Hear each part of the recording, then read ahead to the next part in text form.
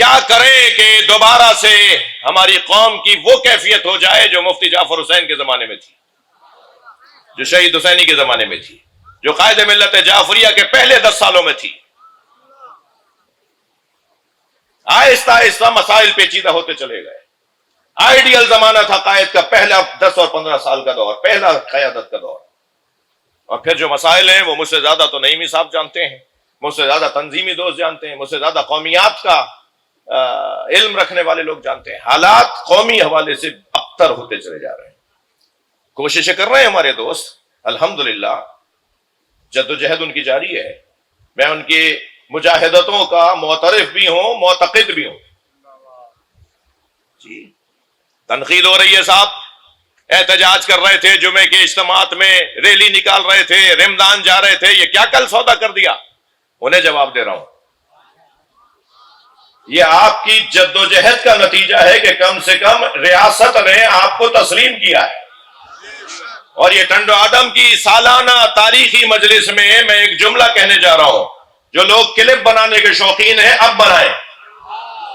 ہم پاکستان میں 40 کے دن ایسی مشی کر کے دکھائیں گے کہ تاریخ پاکستان رقم ہو جائے گی۔ لبیک یا حسین، لبیک یا حسین، لبیک یا حسین، لبیک یا حسین۔ اس سال کوئی ویل چیئر والا بزرگ بھی گھر میں نہیں رہے گا۔ اس سال ایک دن پہلے بھی کوئی بچہ دنیا میں آئے گا تو اس کی ماں اسے گود میں اٹھا کے لائے گی۔ اس سال کوئی بھی چہرم کے دن اپنے گھر میں نہیں بیٹھے گا۔ ہر شخص اپنے گھر سے نکلے گا، اپنی فیملی کو لے کے نکلے گا اور شہر کے مرکزی جلوس میں شریک ہوگا۔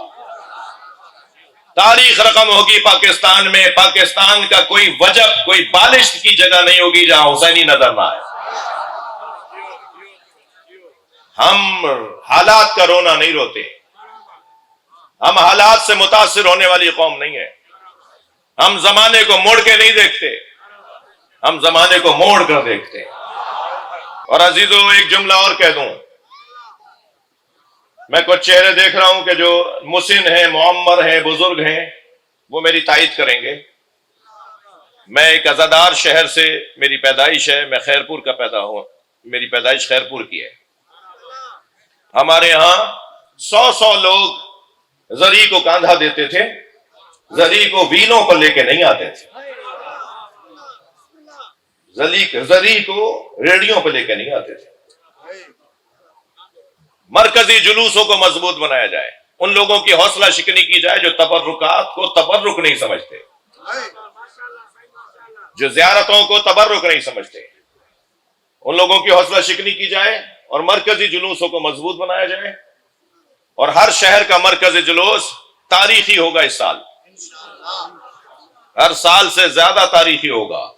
اور چھوڑ دیجئے ان لوگوں کی باتیں جو کہہ رہے ہیں ایف آئی آریں کٹیں گی، ہم ان ایف آئی آروں کو اپنے لیے عزت سمجھتے ہیں۔ اگر امام حسین کے ذکر کی وجہ سے ایف آئی آر کٹے تو اسے گلے میں ہار ڈال کے بناؤ اور اللہ کا شکر ادا کرو رجسٹرڈ مولائی ہو گئے ہو۔ لبیک یا حسین، لبیک یا حسین۔ توجہ کر لیا آپ نے؟ اس سال پاکستان میں ہر شہر میں 40 امام حسین کی مشی ہر سال سے بڑی ہوگی۔ بھرپور انداز سے اس تصور میں گھروں سے نکلیں گے کہ جیسے ہم نجف سے کربلا جا رہے ہیں۔ اور اس طرح کی ایف آئی آریں، شکایتیں، ظاہر ہے ان کو اپنا کام کرنا ہے جی، وہ بھی تو تنخواہ دے رہے ہیں نا، کہیں تو حلال کریں۔ میں ان کے اوپر تنقید نہیں کر رہا، میں پولیس کے محکمے پہ تنقید نہیں کر رہا، وہ اپنا کام کریں، وہ اپنا کریں، ہم اپنا کریں گے۔ اور اس ایف آئی آر کو پلاسٹک کوٹنگ کرا کے سنبھال کے رکھنا، کہیں بعد میں پھٹ نہ جائے، اور پھر اسے وصیت کر کے جانا کہ جب میں مروں تو کفن میں رکھیں۔ اس پہ کیا لکھا ہوا ہوگا بھائی؟ کیا لکھا ہوا ہوگا؟ یہی لکھا ہوگا نا 40 واک میں شریک ہوا۔ میری تو ریاست تصدیق کر رہی ہے کہ 40 واک میں شریک ہوا، یہ مشی میں شریک ہوا۔ عزیزو، بار بار جس موضوع کو دہرانے کی ضرورت ہے ان میں سے ایک موضوع ہے مولا علی کی شجاعت۔ بزدلوں کا علی سے کوئی کام نہیں، بزدل علی والا نہیں ہوتا، علی والا بزدل نہیں ہوتا، گھبرا کر بات کرنے والا، ڈب کے اور ڈر کے بات کرنے والا علی والا نہیں ہوتا۔ ہمارا مشرب ہی کچھ اور ہے، ہم جس گھڑے سے پانی پیتے ہیں اس گھڑے کا ذائقہ ہی کچھ اور ہے۔ 80 سال سے حسین حسین سننے والا کیسے امام حسین کی یاد میں قربانی نہیں دے سکتا؟ کون ہے جو آب حیات پی کر آیا ہے؟ کون ہے جس نے قیامت تک زندہ رہنا ہے؟ جس مردے کو حضرت عیسیٰ نے زندہ کیا تھا وہ بھی 20 سال کے بعد مر گیا تھا، وہ آج تک زندہ نہیں ہے۔ سب کو مرنا ہے، بہتر نہیں ہے کالے کپڑوں میں دم نکلے، بہتر نہیں ہے علم اٹھائے ہوئے دم نکلے، بہتر نہیں ہے یا حسین کی آوازیں بلند ہوں اور ہم اس دنیا سے چلے جائیں۔ مجھے معلوم ہے، میں نہیں جانا چاہتا، کچھ لوگوں کو تکلیف ہوتی ہے، ہر شخص کی اپنی معلومات ہے، ہر شخص کا اپنا میدان ہے، ہمارے MDWM کے دوستوں کا اپنا میدان ہے، شیعہ علماء کونسل کے دوستوں کا اپنا میدان ہے، اس فقیر کا بھی ایک میدان ہے۔ میں ان میدانوں کو انہیں تکلیف نہیں دینا چاہتا، دوستوں کو۔ کسی سے کم معلومات رکھنے والا یہ فقیر نہیں ہے، واسطوں میں اور رابطوں میں اور تعلقات میں کسی سے کم نہیں ہے یہ فقیر، مگر میں ڈسٹرب نہیں کرنا چاہتا اپنے تنظیمی دوستوں کو۔ ان کے ہاں بھی ماشاءاللہ مولانا نعیمی کے ساتھ کی طرح تو نہیں ہے سب کے جو کبھی مشورہ بھی کر لیں، جی مشورہ بھی نہیں کر پاتے، یاد بھی نہیں آتے، بعض لوگ تو ہمارے نام سے بھی گھبراتے ہیں کہ یہ آ گیا تو پھر ہم کہاں رہیں گے۔ جی مولانا تو کرتے ہیں اور بعض اور دوست بھی کرتے ہیں، مگر گلہ بھی ہے مجھے، لیکن کوئی گلہ اس معنی میں نہیں ہے، سب اپنی جگہ خوش رہیں، اللہ ان کی عبادتوں کو قبول فرمائے۔ کوئی مخالفت بھی نہیں ہے، کوئی رکاوٹ بھی نہیں ڈالتا۔ جہاں میں دیکھتا ہوں کہ میرے ساتھ میرے دوستوں کو میرے ہونے سے پریشانی ہوگی تو ہمیں پیچھے ہٹنے کا تو بہت اچھا طریقہ آتا ہے۔ سید محمد دہلوی جب پیچھے ہٹے تھے نا تو کسی نے کہا آپ پیچھے کیوں ہٹ گئے؟ فرمانے لگے اونچی چھلانگ لگانے کے لیے پیچھے ہٹنا پڑتا ہے۔ تو ہمیشہ خاموش رہنے والا، بیان نہ دینے والا، صلوات پڑھیں ذرا نبی کی ذات پر۔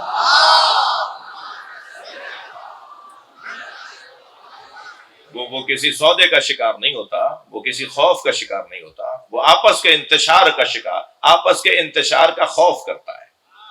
یہ آپس میں نہیں لڑنا، بس پیار سے رہنا ہے۔ دوبارہ دہرانے کی ضرورت ہے بھائی، کیا خیبر کو، خندق کو، حنین کو، بدر کو، احد کو، کون کہتا ہے کہ مسلمان احد ہار گئے تھے؟ مولانا فرما رہے ہیں کہ جب احد کو دہرائیں گے، خندق کو دہرائیں گے تو کچھ لوگ ظاہر ہو جائیں گے، تو ہمیں کچھ لوگوں کو ظاہر نہیں کرنا، علی کا مقام بیان کرنا ہے۔ اور یقین رکھیے جنگ احد مسلمان تھکے تو نہیں ہے، میں جملہ کہہ رہا ہوں، مسلمان جنگ احد ہارا نہیں تھا، ہارا وہ تھا جو میدان چھوڑ کر گیا، جو میدان میں ڈٹا رہا وہ جنگ نہیں ہارا۔